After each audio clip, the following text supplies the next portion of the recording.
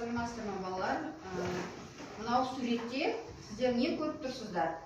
Бүгінгі сабағымыздың тақырыбы не деп ойлайсыздар? Кім айтады? Отандық өнім.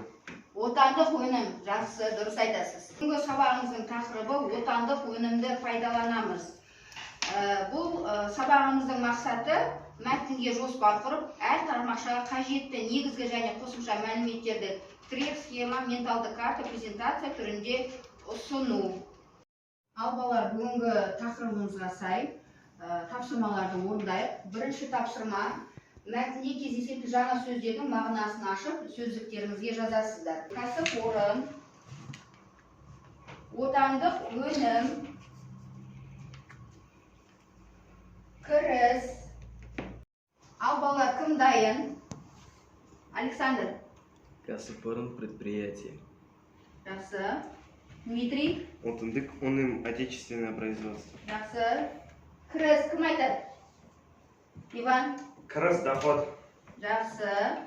Ал енді балалар, оқылым жұмысына кірісейік.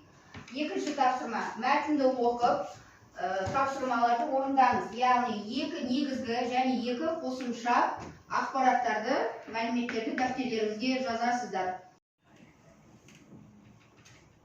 Ал балалар, екінші тапсырма бойынша екі негізгі мәтінді кім әзірледі? Иван. Қазақстан үкіметі агронәрскен кешенін дамытудың 2017-2021 жылдары арналған жаңа бағдарламасын бекітті. Ал екінші негізгі ақпаратты кім айтады? Александр. Еліміздегі сүттің 80%-ын жеке қосалқы шаруалар өндіреді. Жақсы. Ал соңғы қосымша ақпаратты кім айтады? Кристина. Ауыл халқының сүті отандық заттарға тапсыруға деген ниетін көрсету үшін мемлекет әрлет қосымша ақы төлейді. Ал балалар, енді бүгінгі сабағымыздың соңғы тапсырмасына көшейік. Ол оқылымнан кейінгі жұмыс болады. Үшінші тапсырма: мәтін мазмұнына қарай, яғни жаңа екінші тапсырмада мәтін болды, сол мазмұнына қарай анықталған мәліметтерге сүйеніп сызба құрастырасыздар, яғни кластер жазасыздар балалар. Балалар, кластерді, сызбаны кім әзірледі, кім дайын? Иван. Отандық өнім. Отандық өнім.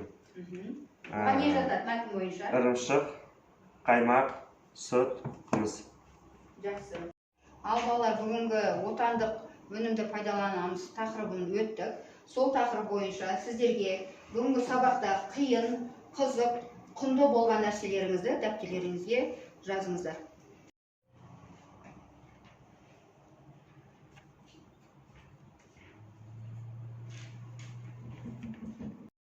Жазып алыңыздар. Экспортқа шығатын отандық өнімдер туралы қосымша ақпарат тауып, менталды карта құрастырып келесіздер.